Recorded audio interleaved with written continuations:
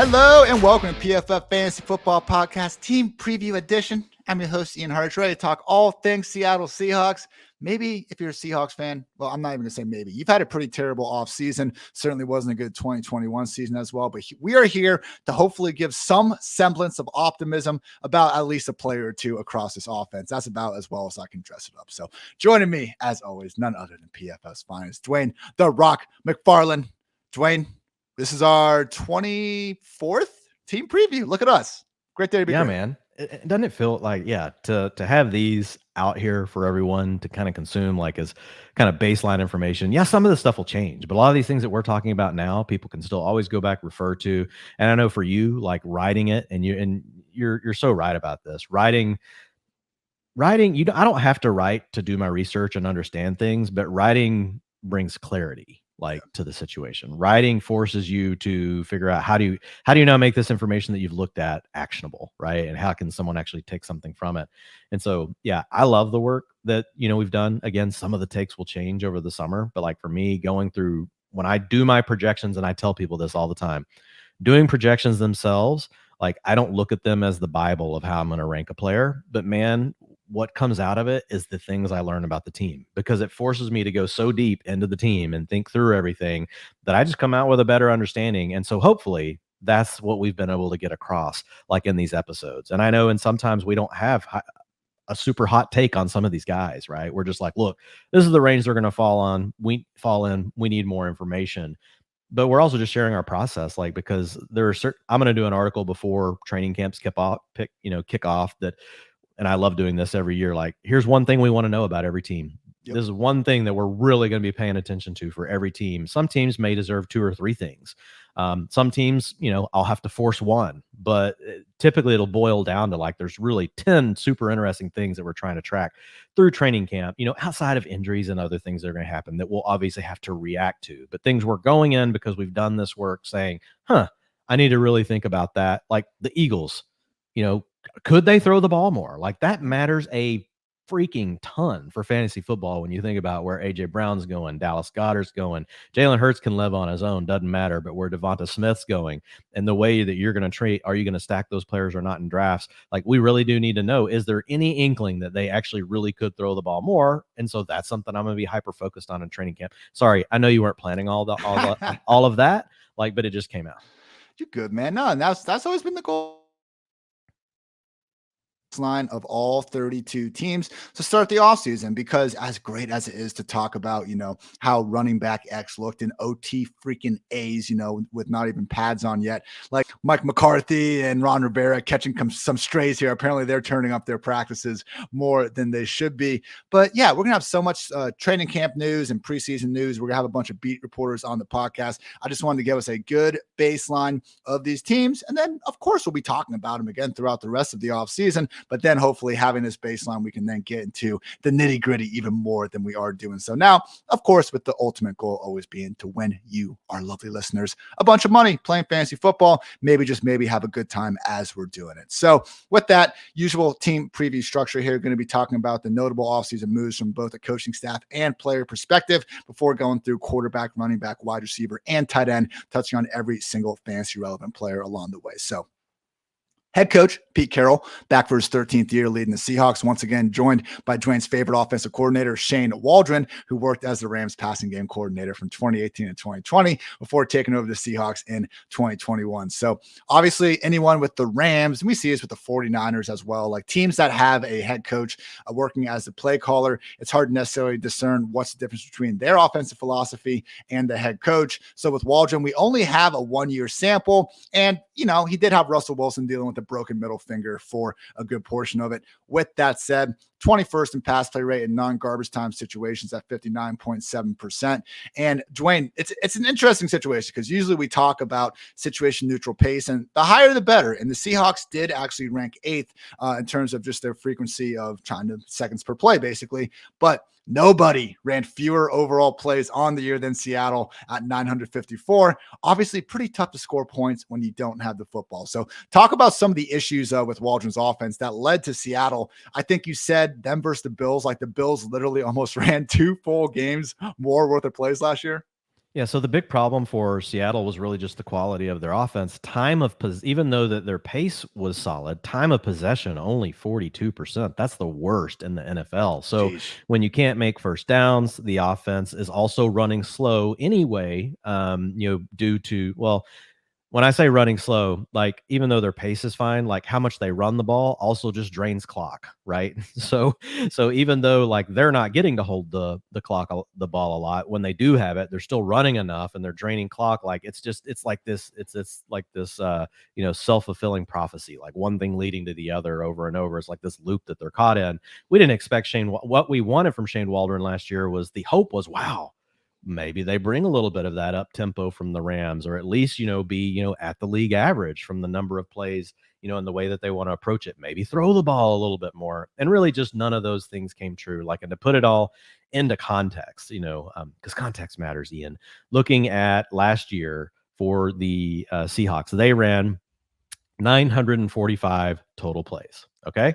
So that comes out to be 55.6 plays per game. The NFL average over the last 3 years is 63.4. And also, folks, like, if this is not matching numbers you're seeing, remember, I remove overtime because we can't predict it, right? So I don't want to know about it in the past. I don't want to know about it in the future. I just want to base this on regulation play. So the average NFL team ran 1,078 plays is what that means. The Seahawks ran 945. If you divide that by the NFL average of 63.4 per game, that means the Seahawks ran 2 less games than the average NFL team in plays. So that means you, as the fantasy player, you lose not quite 2 games of production, because you're probably playing a 17 game instead of an 18-week season for your fantasy championship. But, you're overall pretty freaking close. You're losing 2 versus a team like the Bills. The Bills ran 3 extra games worth of plays versus the Seahawks. That is huge for fantasy football, man. Like, that means Gabriel Davis could compete with a guy like DK Metcalf just by getting 3 extra games, right? And they're not close as far as talent goes. But when you got the quarterback that's so much better, and again, Russ was playing hurt last year. There was time with Geno. We'll get into the other quarterbacks for this year, soon. But this is huge. I don't think it can be this bad again, Ian. So that's the positive if we're trying to find like the silver lining. Like, I think the Seahawks can maybe at least get back to 60, but we have to have concerns because a lot of the same issues that challenged them last year are still here. We have the same head coach. We've got the same offensive coordinator. We lose Russell Wilson. You go draft a running back with one of your early picks. You bring back Rashaad Penny it sounds to me like you want to ground and pound, and you're not a very good team. Like, so that's the worry. And that's the other thing. Like, they were 21st in the non-garbage time pass play rate. But if you look at the starts where Russ was out and it was more of the Geno Smith experience, they did drop all the way to 28. So could just see them with a worse overall team trying to actually run the ball more in 2022. Seahawks going to Seahawks sometimes. So let's go through some of the personnel moves. Quarterback Russell Wilson obviously traded to the Broncos. Drew Lock, Noah Fant, Shelby Harris, 2022, 2023 first-round picks and second-round picks alongside 2022 fifth-round pick in exchange for Russell Wilson and a fourth-round pick. Obviously been anyone's idea of a top 10, if not top 5 quarterback since entering the league in 2012. They did go ahead and acquire Drew Lock, and while he does mix in the occasional big-time throw, 25 touchdowns against 20 picks and 21 starts. Not exactly a great start to the career. Alex Collins remains an unrestricted free agent, 27-year-old veteran running back. I've always enjoyed Alex Collins' rushing style. He's one of these guys that will actually reverse field from time to time and is elusive enough to do it. But it could just be tough for him to land back on a roster. Same thing with running back Adrian Peterson, who remains an unrestricted free agent. Never forget, Dwayne, Seahawks signed Adrian Peterson because they were in win now mode. Can't forget that awesome NFL Network report. I just don't know how we could have gotten call through. Him Aging Peterson or Adrian? Oh, Adrian, but maybe a little Freudian slip there from your boy. It sounded like you said Aging Peterson. To be fair, AP did have to, he had 11 carries for 16 yards and a touchdown. Then he had the back injury that took him out for the rest of the year. But doesn't look like he'll be back in Seattle this year. Never say never, though, I guess. Wide receiver Marquise Goodwin did sign a 1-year, $1.2 million deal with the Seahawks. Trackstar has averaged 16.5 yards per reception during his career. We'll see if he makes a roster. And at tight end, mentioned how they did acquire Noah Fant from the Broncos as part of the Wilson trade. Also did lose Gerald Everett in free agency to the Chargers. Couple skill position notes to talk about in the draft. Biggest one, obviously, Kenneth Walker being added with the 41st overall pick. Nobody's debating Walker's ability. Dwain, I know you have some fantastic stats about just how immune he was like to different types of rushing schemes. Like just he did everything so well. And we'll talk about him more in the running back section. The argument was more so about like how he fits in since they already have Rashaad Penny there and Chris Carson. As we'll get to, though, Chris Carson maybe won't even be playing football again. Also added a pair of 7th round skill position talents in Rutgers wide receiver Bill Melton and Lenore Ryan tight end Derek Young. Neither guy is a lock to make the final roster, though. Just tough to feel too good about any 7th rounder, regardless of who they are. So with that in mind, let's get to these quarterbacks. And Dwain, Geno is pretty damn good in his starts. Now, we can put some context here. Context matters, as you like to tell the people. But look, he comes in off the bench against the Rams, keeps them competitive. Like they end up losing, but Geno Smith on like a Thursday night game against the Rams was hitting ice in the veins Selly in the 4th quarter. Like that's all you need to know. It wasn't going that bad. He looked okay enough. The next week, 3-point loss to the Steelers. Then they have a 3-point loss to the Saints. And then they blow out the Jaguars where he went 20 for 24, 2 touchdowns, 195 yards. Like just overall on the year, he was okay. 18th among 44 quarterbacks with at least 100 dropbacks. He was actually 6th in QB rating, 103 QB rating. Russ was at 103.1. Now, just what they were last year. I know Russ was hurt. It's just, again, I'm not trying to put Russ down, just more so good for Geno, man. Big time throw rate. He was 3rd. Turnover-worthy play rate. He was 8th. 2nd highest adjusted completion rate in the league. It's a small sample, but Geno was pretty good last year. The problem, Dwain, is we really don't care because this still didn't translate to anything close to usable fantasy value. QB 26, 23, 20, and QB 8 in those 4 games. Now, why? As a lifelong Drew Lock stan, am I talking about Geno Smith first? Because apparently he is leading the competition right now, specifically from Seahawks head coach Pete Carroll. The last time they asked him, he said that Geno Smith is quote unquote still ahead of Drew Lock. Also added the caveat though, it's not going to be too much for Drew to be caught up. By the time we get through camp, he'll be there. He's really bright. It makes sense to him. He's really sharp in the huddle and at the line of scrimmage and all of that. So it's just the time that he needs. There's nothing we can do but gain some more of that. So Dwain, Geno versus Drew Lock, the quarterback battle none of us wanted. Who do you think wins, or is it just going to be like Baker Mayfield or something? Well, I think the hope is it's Jimmy Garoppolo or Baker Mayfield. To be honest, yeah. I don't have faith really in either player, and I don't think if whoever wins the battle in camp won't be the starter by like week 5, like it'll be the other dude, like, cause they're going to be losing this team that's projected to win under 6 games, one of the very few, and they've got a really tough schedule. Like, honestly, I could see the Seahawks win 2 games. I'm not joking. Like if I were to bet, if you told me, Girl Scouts come to the door and says, Dwain, you have to bet the under on one team in the NFL, for, their wins, but they had the caveat being they have to already be projected for like 6 or less. I think I would really struggle to not pick the Seahawks. I don't like the coaching staff. I don't like the quarterbacks. I love DK Metcalf. I like Kenneth Walker as a player. I like Rashaad Penny as a player, but just overall, like, I just don't see how this team is going to be relevant when they've got to play against the freaking AFC West and the NFC West. Like it could very easily be 2 wins. This is a tough schedule. My prediction is Pete Carroll's fired after this year because he's just going to get his ass kicked all over. It's going to be so strong that the ownership can't do anything about it anymore. They'll have to fire Pete Carroll. I don't think you're wrong with anything he just said. Looking at the teams that have a win total of 6 or less, Jaguars, Panthers, Seahawks are at 5.5, Jets 5.5, Falcons at 5, Texans at 4.5. Yeah, like I think the Seahawks should be right there with the Texans, honestly. 5.5, maybe giving a little bit too much respect, honestly, to what Russ and company were able to accomplish over the years. Real quick with Drew Lock. 51 quarterbacks with 300 dropbacks over the last 3 years. He's 37th in PFF passing grade, 44th in QB rating, 48th in just completion rate. But why I enjoy the man, 10th in big time throw rate and 43rd in turnover worthy play rate. He will make some legit great throws, maybe just one, but he will make a great throw, sometimes 2 over the course of a 60-minute game, but then almost always make just as many terrible plays. So unfortunately, and like I picked Teddy to beat Drew Lock in the QB competition last year because like Drew Lock is not made to win training camp QB competitions. He's a gamer, Dwain. He plays better. I don't know if he plays better with the bright lights, but like his type of play style. It sounds good. it's not conducive to like 7-on-7s and shit during practice with someone like Geno, who knows the system and is just he's gonna make the safe throw while Drew Lock tries to do Drew Lock things and just ends up on the bench again. So while I would love to see Drew Lock out there instead of Geno, because I think the Seahawks are gonna be bad either way, they could at least be entertainingly bad with Drew Lock out there. But unfortunately, Dwain, just like Geno, we don't have any evidence of Drew Lock giving us the sort of fantasy upside to care about.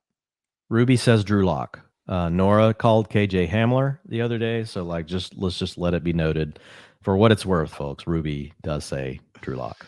All right, let's get the positive vibes going a little more here. Let's talk some running backs. Rashaad Penny, Kenneth Walker, Chris Carson, DJ Dallas, and Travis Homer.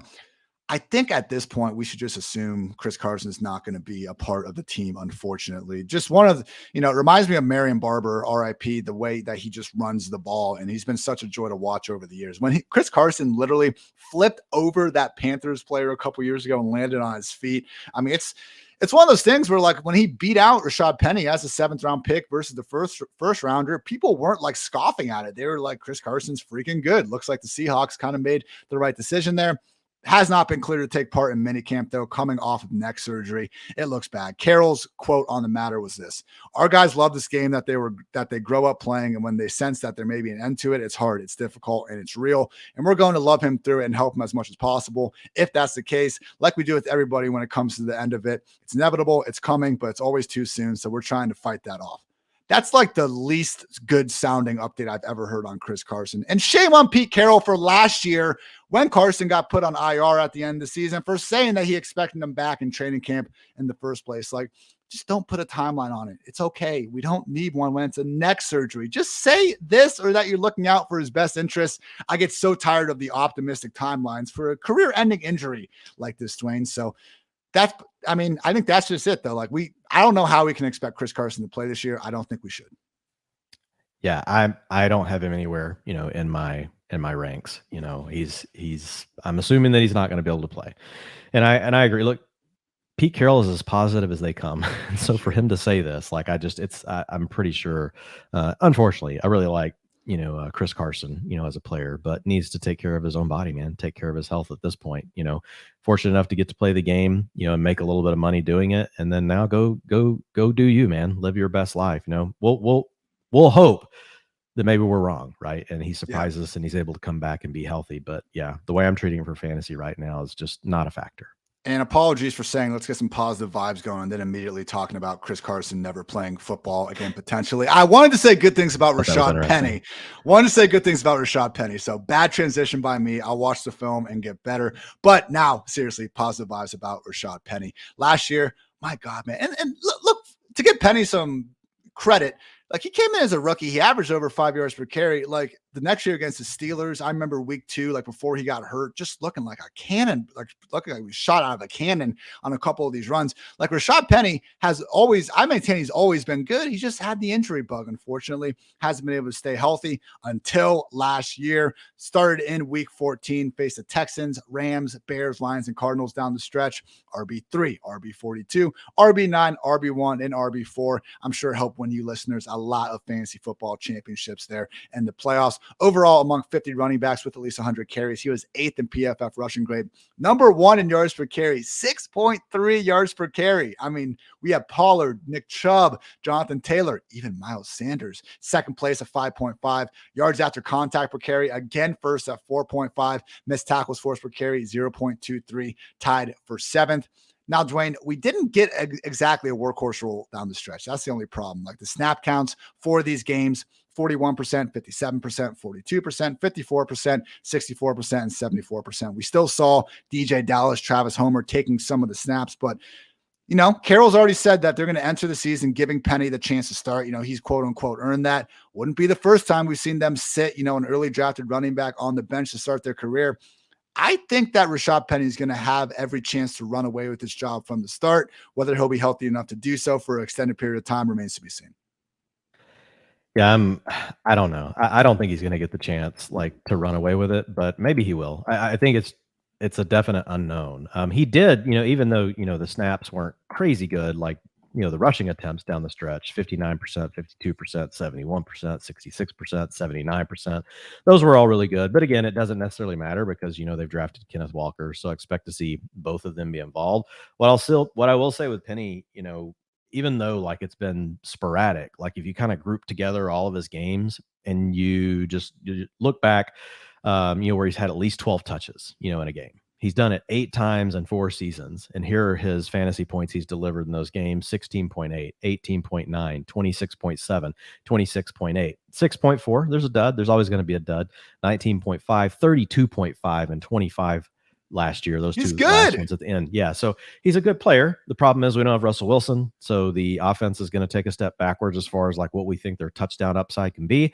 I think you also have Kenneth Walker. I would put Kenneth Walker as the lead back with Penny, more if I was splitting them, which I did in my projections. I put Walker, as the lead back. I put Walker at 45%. I've got Rashaad Penny at like 40, like just under like 37.5%.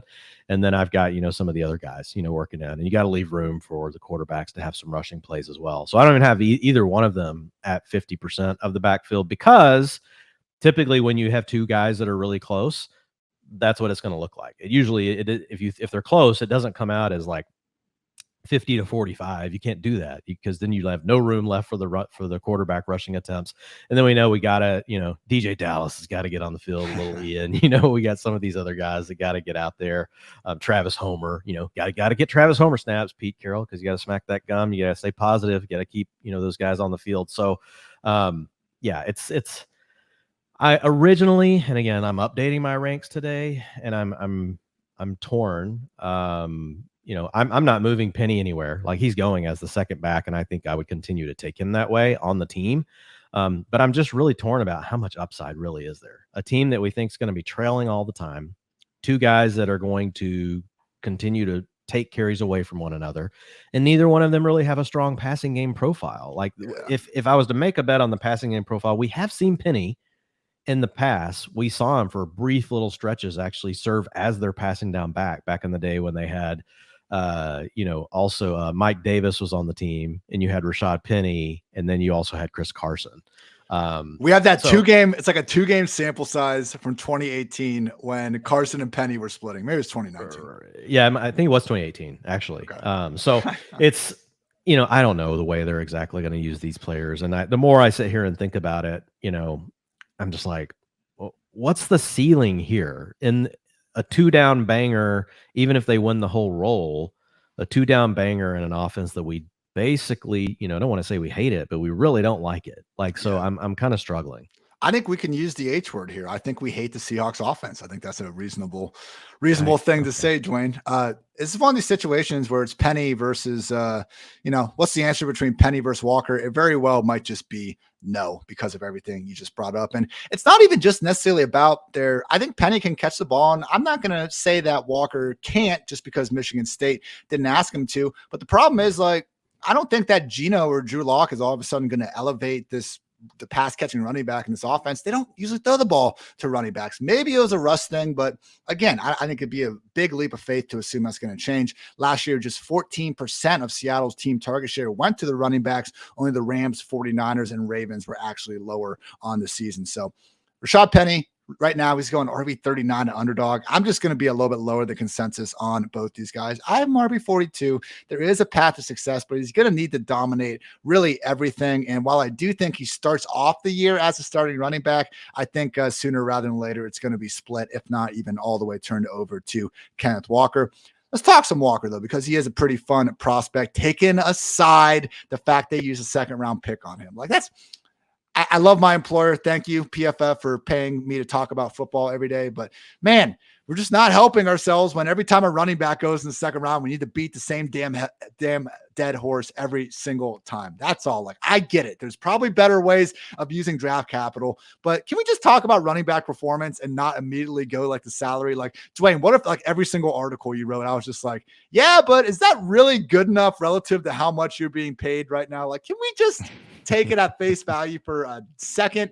With that said, let's talk about some of the nice things that Mike Renner and the PFF draft crew said about Kenneth Walker in our lovely draft guide.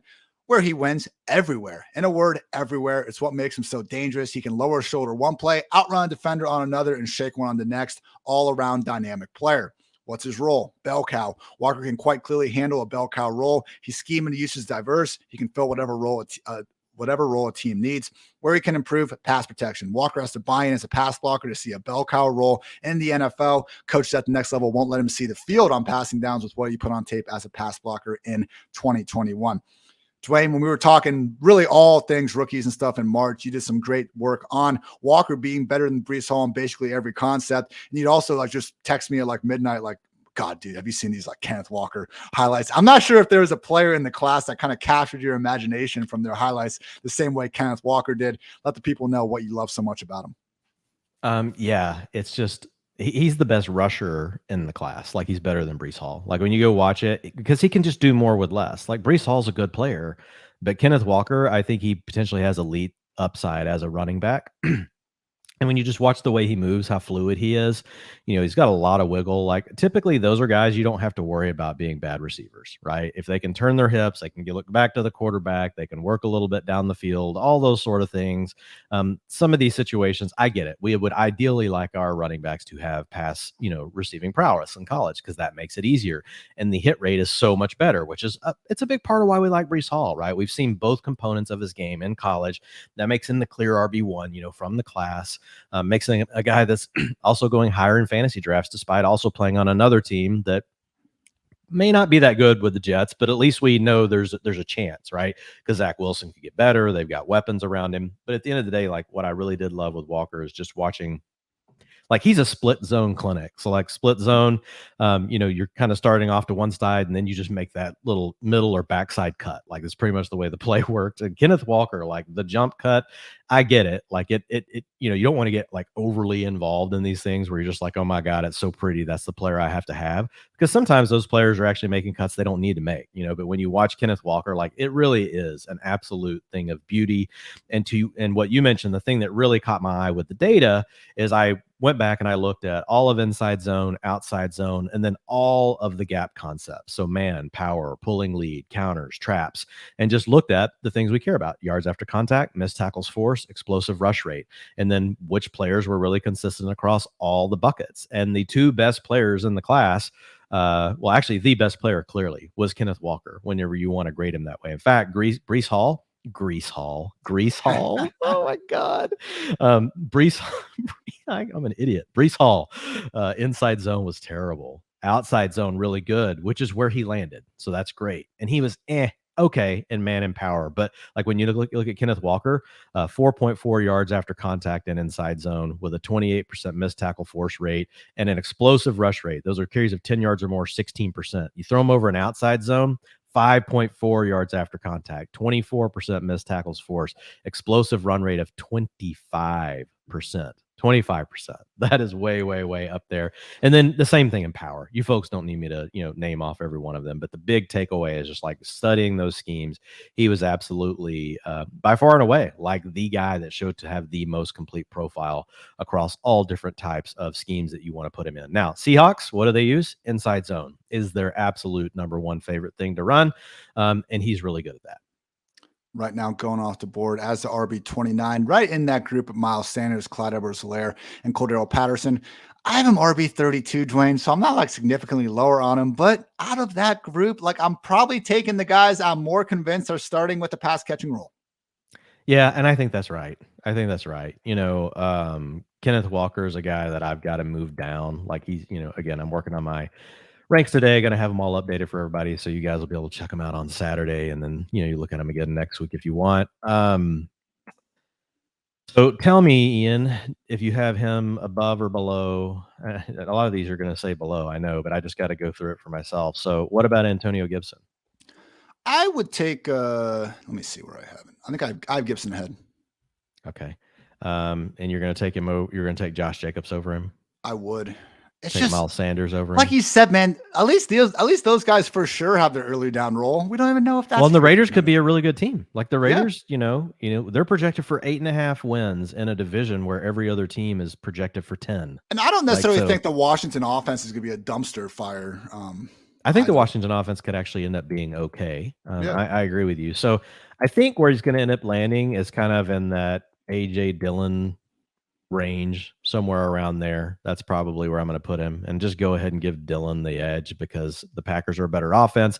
And so if everything works out right for AJ Dillon, and something did happen to Aaron Jones, AJ Dillon RB1 season. If Rashaad Penny goes down week 1, and we know all of a sudden that Kenneth Walker is the lead back for the Seahawks in a really crappy offense, like, what is it? It's probably an RB2. He's not immediately going to be in the top 6 though. Like, we might have AJ Dillon. So I guess that's the way I got to kind of rethink through it. I haven't moved him yet. So, hey, this is people hearing us work through some process like here on the fly. So my guess is that's about where I'll slot him, which would move him. I have him at 24 right now, just like as a young talent, but that would move him down to like 28, 29. I will say, I think where he's going to be a nice target. I'm trying to find my article from last year, but I did some research last year looking at the change in draft position from running backs from their first year to the second year. And we always see these guys skyrocket. I think it was like the average day 2 running back moved up at least like 9 spots, running back rank, not even overall rank. So it'd be a lot more than 9 spots when compared to wide receivers and tight ends and stuff like that as well. And that was basically my reasoning for like, hey, in keeper leagues where you have a chance to keep these guys for next year, guys like Trey Sermon and Javonte Williams, I think could win a tiebreaker versus someone else because of that expected 2022 upside. Now, we saw how one of those went really well. One of those did not go well. And I think that's possible for Kenneth Walker as well. But that would kind of be my tiebreaker, Dwain. And, Dillon has some upside as well that, we'll talk about when we get into our NFC North squads. But like I have Kenneth Walker right next to Michael Carter and Melvin Gordon, James Cook and Devin Singletary. Like I would probably, I take Walker over those guys, particularly. If we knew Walker could get any of the passing down work, like that would change the whole equation, right? Yeah. The problem is, a team that's going to trail more than most teams in the league. The Seahawks are going to be down by 4 or more points a lot. And if they don't trust Walker on passing downs, they're going to be in passing situations, all the time just because of the nature of the game script. And so that's the scariest thing for me. It's less, Rashaad Penny's a good player too, right? And they've got a split. But the scariest thing is like, well, if he can't get on the field, in passing, and maybe he will, right? But right now, and so that's the story I would be tracking for the Seahawks through the preseason. Is okay. I mean, there's really nothing to track about the receivers. We know DK Metcalf is good, and we know the quarterbacks suck, right? But for the running backs, I at least want to know, is there a chance, right, that we're missing something here, and Penny or Walker are actually, we do find out one of them's, more likely to get the long down and distance and the 2-minute offense work, and they're not going to use the third back this year. Like that would be a positive development, for one of those 2 players. But right now, I have a hard time projecting that. And there's another small thing, not really a small thing, but the offensive line, which we haven't talked about a lot here. We're going to have an offensive line episode at some point this offseason. It does matter, but for certain running backs, like we didn't care about Najee Harris and the Steelers last year because we knew that he was going to have enough volume to make up for it, which he ended up having. Like I don't think people had a problem with James Robinson and the Jaguars offensive line when he's getting, pushing for 300 touches with good health. So when you have that sort of guaranteed volume, no, you don't need to worry about a bad offensive line. But for early down grinders, potentially in a committee, that's where it does come into play. And right now, PFF has the Seahawks 2022 offensive line ranked as our 32nd dead last ranked unit. So here it was the blurb from Mike Renner's article on the offensive lines. There's quite obviously a lot of hope for the future with the talent Seattle has brought into the fold, but this has crash and burn potential. Starting 2 rookie offensive tackles, both from air raid offenses, is a scary proposition. And considering Gabe Jackson's decline in recent years, there's not a single quality starter this unit can rely on. So, Dwain, we don't have the good offensive line. We don't have a good pass down roll. We don't have a good offense. I think it's pretty reasonable to be below consensus on these guys. Yeah, I think it's fine. Wide receivers. I don't have anything to add. I think yes. Answer is yes. Wide receivers, DK Metcalf, Tyler Lockett, D. Eskridge, Freddie Swain, and Marquise Goodwin. DK Metcalf is so good, but so is Tyler Lockett. Looking at these two since they've entered the league, well, just from 2019 to 2021, Lockett's been in the league a little bit longer, but 102 wide receivers with at least 100 targets. Metcalf is 21st in PFF receiving grade. Lockett's 18th. Yards per route run, Metcalf is 23rd. Lockett's 19th. Targets per route run, Metcalf 40th. Lockett 45th. Sounds like the Metcalf contract situation will get figured out. It didn't look great. There were a lot of trade rumors earlier in the offseason, but in the month of May, we have Metcalf say the following: I think we are going to get something done. I think I'm going to be Seattle for the next coming years. And then Pete Carroll, who basically dodged every single question about the Metcalf situation for a while, he said in May, we want him to be here. He wants to be here. We'll figure it out. It'll just take us some time, but we'll get it done. I am tentatively expecting Metcalf to get the long-term deal in Seattle. So if we can take that slightly off the table, Dwain, it's just trying to figure out what these guys are going to be able to do with Geno and or Drew Lock under center. It wasn't terrible last year, particularly for Metcalf. I mean, in those 4 games with Geno, wide receiver 9, wide receiver 34, wide receiver 12, wide receiver 9. Lockett was actually one that suffered a little bit, 38, 69, 75th, and of course a wide receiver 5 finish mixed in there. So no, I'm not going to take away Metcalf's like 80-yard touchdown against the Saints. He's so good. He has that in his regular range of outcomes. But man, Dwain, this is such a bad offense. Everything we just said about these running backs and just needing any help from the offensive environment also applies to Metcalf and Lockett. They're great. We know they're great. You know they're great. The listeners know they're great. Everything else in this offense is objectively bad. How do we rank Metcalf and Lockett? Because due to all this, just overall kind of gross nature of the offense, they're more affordable than ever. Yeah. I mean, Metcalf, the advantage he has is, Tyler Lockett, like living on the magic of the efficiency that he and Russ, have had, and just those, those moon balls, right? Just dropping them right in where the height, nothing matters. Lockett could be, 12 inches shorter than the guy covering him, and it doesn't matter. And you lose that whenever you go to Geno Smith, where Metcalf picks up, well, I'm the big target. You may not be as accurate as Russell Wilson, but just throw it to me. Just put it in range of me. And so I have them further than I've ever had them apart. The other part that starts to creep in, some guys that we've talked about, on the other pods is, right, you at least have to start factoring in for Tyler Lockett now that he is age 30. Like, that doesn't mean that that's where the cliff's going to come. He also gets to play slot, which typically helps, but he's not your traditional slot receiver. He's a down the field slot receiver, right? Not a guy you're just working on, a 4-yard drag, right? So they're very different, like how you earn those types of targets, and having a quarterback that can execute on them, I think matters a lot. And so for me, like Metcalf this year, I've got him sitting right now at wide receiver 20. On FFPC, thanks Fantasy Mojo, he's going 19. On Underdog, he's going 23. And then on Tyler Lockett, I've actually got him at wide receiver 48. I'm not even drafting him. FFPC, he's 10. So FFPC, he's 44, and over on Underdog, he's 45. So I'm pretty close, ADP, but I haven't drafted Lockett once. I've drafted DK Metcalf once on probably got 15, 16 teams right now, and I've only got one share even of DK Metcalf. And honestly, on the Metcalf one, he slid a little bit, and my hope honestly was, well, maybe he can just force a trade, or the Seahawks do something dumb and give away some capital for, a Baker Mayfield or a Jimmy Garoppolo. We get some sort of we could an upgrade where we could at least tell ourselves a story, right? That there's an upgrade, even though neither one of those guys may not be that much of an upgrade over what they have. We've seen Garoppolo at least support, right? Fantasy weapons, right? We haven't seen that yet from Geno Smith or from Drew Lock. I got Lockett a few times when he probably fell like 20, 30 picks past, where he was supposed to be going. But that's the only time I'm going to go out on a limb. I have him wide receiver 40, but that's something that probably needs to be adjusted a little bit more. DK Metcalf, wide receiver 18. Maybe he needs to drop a little bit. I will say with Metcalf, like, he has just continued to fall. And now he's at the bottom of that wide receiver 2 tier that has a bunch of talented wide receivers with iffy situations. So I usually just find myself, though, taking Terry McLaurin at that point in the draft. And I think that's the big thing with the lack of Metcalf exposure, Dwain. Like, he's still not going quite low enough where we have to completely it's not like it's DK Metcalf versus, another bad player. We can actually take someone that's also a good player, just in a far better offense. Like, just looking at the running backs involved in that area, like, yeah, he's going right around Travis Etienne, Cam Akers, Breece Hall, Terry McLaurin, like Gabriel Davis. I'm probably going to be taking darts on those guys in Metcalf more times than not.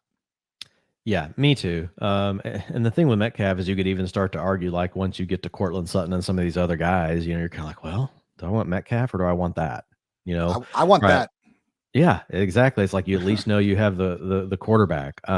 Now with Metcalf, just before we move on, absolute alpha is what he's going to be. Dude, his targets per route run last year against man coverage 41%. 41% of the time he had man coverage, the Seahawks quarterbacks went to him. Unfortunately, only see man coverage about 30% of the time in the league. 70% of the time you're going to be dealing with zone. And that was his challenge, only a 21% targets per route run against zone. Again, that's 1 year. That can change on a year over year. That's not necessarily a sticky data point, just 1 year. Some of these players you will notice like over 3 or 4 years are like, wow, their team just goes to them in zone. Their team just go, or they're just really good against man. But then some of these guys are kind of in between and they'll flip flop around. But it just was they were just so different, like the 41 versus the 21%. But looking at DK, man, 25% target share last season, 21% targets per route run, still a hyper young player, only going to be 24.8 years old going into the season. His PPR points per route run still at a 0.49, just below like the elites. But like, look, if DK Metcalf was getting to play with Dak Prescott, was getting to play with Josh Allen, we had this conversation, yesterday, and I think Deontay Johnson is another guy. Like if you put any of these guys down here, DJ Moore, Deontay Johnson, Terry McLaurin, DK Metcalf, they are elite talents. You put any one of them on a pass heavy offense with a really good quarterback, they're going to be in the top 12 in the way that I would rank them, based on the process that I use, because there's no doubt that these guys are all top 12 talents right now. Just their situations are so bad. I'd even put Metcalf potentially in a tier above some of those guys, man. Like he's been a top 5 dynasty wide receiver for a reason. The stuff he's been able to do coming into the league, the ceiling really is just limitless. And that's why I don't want to drop him too far. And we've talked about this on some of the best ball streams. Like there is a scenario where Metcalf puts up big numbers because he's one of the best wide receivers in the game still. So still have some work we need to do in the offseason, looking at the performance of some of these, just lowest ranked offenses. Can they still enable the wide receivers? And, how much of the wide receiver, profile is due to specifically their talent versus maybe the quarterback attached. Questions that we will continue to answer throughout this lovely offseason. But yes, targets during Geno Smith starts. Lockett at 30, Metcalf at 22, Freddie Swain had 11. So at least we were seeing a tendency for him to zero in on those big two guys. But yeah, Dwain, the difference in production was pretty striking. Even though Lockett had the additional 8 targets, he had 21 catches for 246 scoreless yards. Metcalf, 19 catches, 245 yards, and 5 touchdowns. Like 5 touchdowns in 4 games with Geno, man. Again, like he's that good. We could wake up at the end of December and like, oh shit, Metcalf had 13 touchdowns this year. Yeah. And again, his talent can overcome a lot of these players can. And I agree with you, like on Metcalf, the way he can overcome, like DJ Moore doesn't score long bomb touchdowns, right? Metcalf can. Like he could have 8 of his come that way. Deontay Johnson doesn't score long bomb touchdowns. I still think he's probably going to end up being better at that than what people think. A lot of it was the way the offense was getting ran. But Terry McLaurin, what does he have? He can score those long bomb touchdowns. So anytime you're dealing with an offense that might not be as good, like I always like having that in my back pocket, that right, like the player could just go outright win and they've got this ability just to break a long play. And so I think Terry McLaurin and DK Metcalf, especially DK, to your point, like kind of having, being a tier above, the other guys, because he can really, at any moment, DK can score from anywhere. You can hit him on a 5-yard slant and he could stiff arm 3 guys and then outrun the rest. You want to just throw it over the top of everybody, he can do that as well. So and then if you get down inside, the 10-yard line and you just want to, throw the high point pass, the my ball thing, like DK can do that. So like he has a lot of tools in the toolbox to still, kind of insulate himself even from the terrible team. How many touches do you think Seahawks second-round pick D. Eskridge had as a rookie? I don't know if he had any. 10 games. He had 14 touches. Yeah, it was not good. I know he was battling injuries that whole time. Yeah, he was. But it's like, man. But again, third receiver on this offense, don't care. Do you think but I know, but I was setting that up to be like, and the sad part is like Freddie Swain could just start over him this year again. So we'll see. Of course, we don't care about him either way. Just something to keep in mind. Looking at these tight ends, Noah Fant, Will Dissly, Colby Parkinson. Noah Fant is still kind of, where's his ADP right now? Because he is someone that we're not 17 FFPC, 22 underdog. not terrible, specifically the underdog ADP. Again, like, you know, we had this conversation about Alberto. Like, if we have some signs of them being a good player, which we do with Noah Fant, it's, you know, if you want to take him as your late round tight end dart, I'm not going to sit here and tell you definitively no. But man, Dwayne, it'd be a hell of a lot easier to wrap our minds around Noah Fant. They didn't just give Will freaking Disley That's the problem. Yeah. Like, come on, That's 3 years, 24 million, 10 million guaranteed.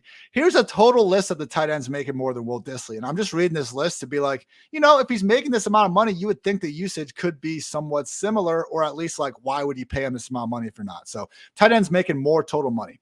Kittle, Kelsey, Goddard, Andrews, Njoku, Geno Smith, Taysom Hill, Hunter Henry, Kyle Pitts, Zach Ertz, Darren Waller, Tyler Higbee, Logan Thomas. That's it. Other than Geno and Hunter Henry and Taysom Hill, because he's Taysom freaking Hill, they're all like featured, very receiving friendly tight ends that are going to be used heavily in their offense.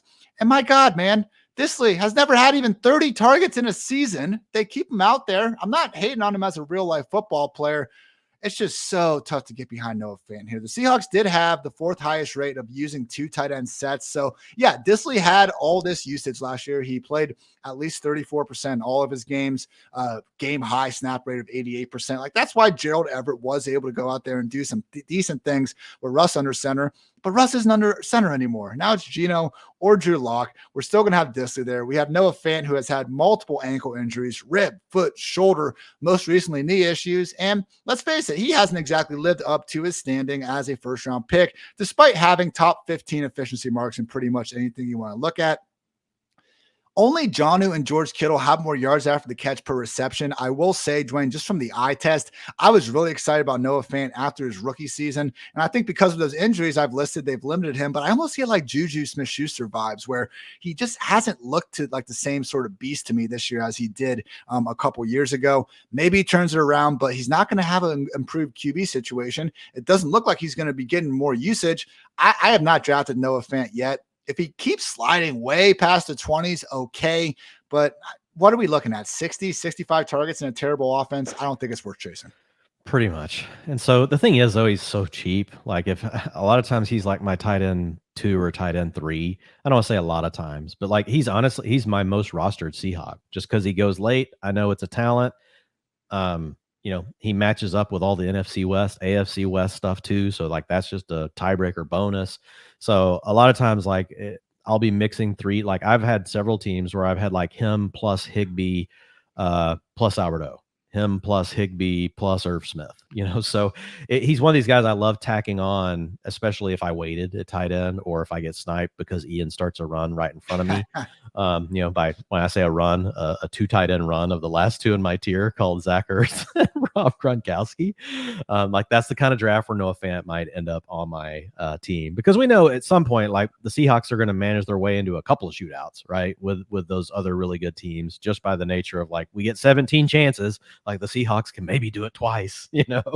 And so maybe you get something out of Noah Fant in that game. Would you take Noah Fant or Hayden Hurst?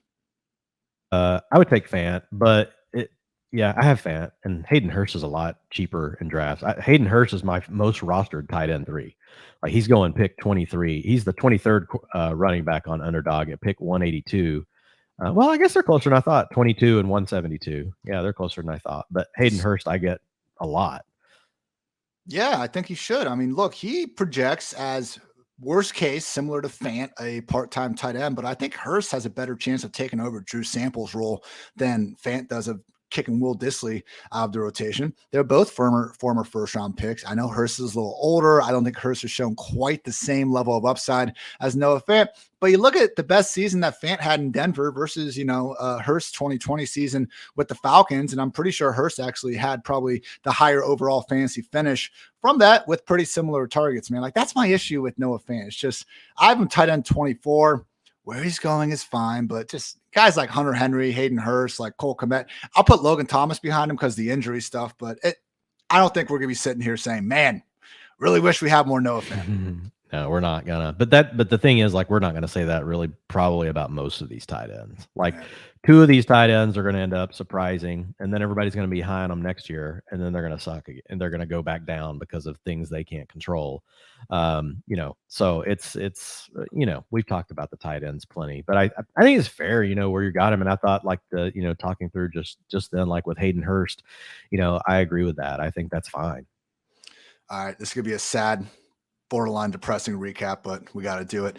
Geno Smith, Drew Lock, for now the quarterbacks. We don't want anything to do with either of them in fantasy football land. And yeah, let's leave it at that. Running backs, Rashaad Penny, Kenneth Walker, expecting them to lead the charge. Hope we're wrong about Chris Carson's outlook, but just doesn't look good. Too many concerns coming back from that neck surgery to warrant even a late round dart at this point. Expecting things to be tentatively split up pretty evenly between Penny and Walker, but we are going to be below consensus due to the fact that now the guy projects to really have much of a target share, and like they're in a bad offense with an early down role. There's just a lot of guys with higher upside going in a similar area of the draft. At wide receiver, love the talent, hate the offense, obviously. DK Metcalf, Tyler Lockett, more willing to throw darts on Metcalf because he is that damn good, and we do need to consider Lockett's potentially having the best years of his career behind him. Ultimately, at this point, if they both keep getting pushed down further and further, maybe we can buy the dip, but again, just not someone we're going to be really sticking our neck out there for. And at tight end, Noah Fant is cheap enough that you can kind of wrap your mind around it. He has some decent underlying stuff, but again, I would still take guys like Hayden Hurst amongst many other late round tight ends ahead of Fant because they paid Will Dissly. They're going to keep using Will Dissly. And once again, there's just not enough upside in this offense to think really anyone other than Metcalf has some sort of extravagant best case scenario we should really be chasing. Sound about right, Dwain? Yeah. And I think the only question people really want to know is, like, if these ADPs hold, and assume you're in a draft, you only get one draft. You get to do one draft this whole season. And everybody that we've talked about goes around their ADP. No, are you going to have any Seahawks? Not a single Seahawk. No. Nope. Yep. If I get one draft, I'm not drafting any Seahawks. If the Girl Scout came to the door and said you have to draft one Seahawk, I think we'd probably both agree it's DK Metcalf. Exactly. But if we're in one draft, again, I'm taking Terry McLaurin. I'm just saying, if the Girl Scout was at the door in your one draft. No, but this is a good point where, and as we talked about on our 49ers episode, and I would agree that Ayuk, like Metcalf, when you have a player that's shown the ceiling that both these guys, and obviously Metcalf's, I think, in a slightly different level, but Ayuk's still very good in his own right. When you do have guys with that level of ceiling and you are doing a bunch of drafts, then you do want to get exposure to them. Like, you can't fully fade someone like DK Metcalf because they have that best case scenario ceiling. And to be fair, I think Ayuk, to a lesser extent, has a similar pedigree as that. So, Dwain, we have officially finished 24 team previews. We got 8 more to go. Going to take us through the early weeks of July. This podcast is going to be released on Friday of next week. We're recording this on June 17th. You'll be getting back from vacation. I'm going on vacation over to Long Beach Island on the East Coast. Getting my tan on. I look pretty damn white compared to everyone. I'm really noticing it with you now. I got to keep my look. When I keep underdog up, I look more tan because of the black background. But when I go with my word doc, like now I'm a ghost again. So I just need to, all of a sudden, I need to go night mode everywhere so people think I have a tan. That's my goal. Night mode. The other thing I've noticed is, like, with a lot of the podcasters now, you got the mood lighting behind you. Set your mood, Ian. And you're a mood guy. You always got the vibe going. So, yeah, man. Looking forward to spending some time under a umbrella on a beach with a drink that has a straw, or maybe just popping a top. I've got my dad going. My dad has never gone on vacation with my wife and I, Amanda, and the kids. And so my dad and my stepmom are coming, and then my brother and all his kids are coming. So we've got a big house that we're all going to be staying in together down in Florida. Ooh. So I'm looking forward to it. Never got to really do this, like this with my dad. We had vacations when I was young. My mom has gone on them with me in the past, but we finally got my dad to say yeah. So my brother and I we're excited. Dwain, you have earned it, my man. Please put your laptop away for a week. Let your family get all the Dwain they want, because once you're back, we're going to be back here talking each and every day, trying to help the loyal listeners of the PFF Fantasy Football Podcast win all sorts of money and championships this year. So hope you guys continue to enjoy this series. And again, we will be back with the AFC or NFC North, probably AFC North, starting next week. So for Dwain, I'm Ian. Thanks to those for tuning in to PFF Fantasy Football Podcast. And until next time, take care, everybody.